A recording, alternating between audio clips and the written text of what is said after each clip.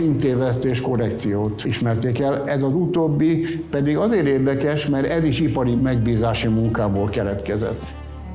A kecskeméti paradicsom konzerveket előállító konzervgyár megkereste az egyetemet azzal, hogy kéne egy mérőműszer arra, hogy mennyire pirosak a paradicsom konzervek. A német átlevő kinyitott találomra 10-et, és ha nem volt elég jó a színe, akkor visszautasította az egész vonatot.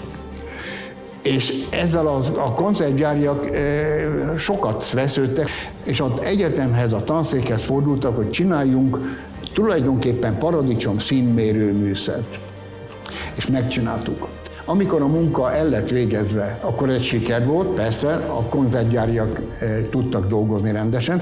Mi meg az egyetemen ott maradtunk, és azt mondtuk, hogy hát annyi tudást szereztünk most már a színszűrők működésével kapcsolatban, vajon mire lehetne ezt a tudást még használni? És akkor fölmerült bennünk, itt a Vence kolléganőmet kell megint megemlíteni, mi lenne, hogyha ezeket a színszűrőket megpróbálnánk az emberi színtévesztés javítására is felhasználni. Mert addigra már az emberi szem színlátásáról is elég sokat tudtunk. És egy 25 éven keresztül tartó lassú kutatási munkába fogtunk. Ezt a kutatást nem támogatta senki. Normál egyetemi munka mellett, amikor volt időnk, akkor csináltunk, de a végén volt eredménye. Kifejlesztésre került egy világszabadalom, és pedig az, hogy az emberi színtévesztést színszűrő szemüvegekkel lehet korrigálni.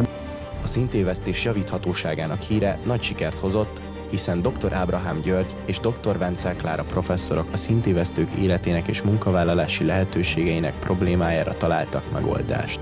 A hosszú kutatási munka gyümölcse, hogy a szemüveglencsék gyártósorra kerültek Magyarországon, és bárki számára megvásárolhatóak bizonyos helyi optikai szaküzletekben, valamint világszerte online is.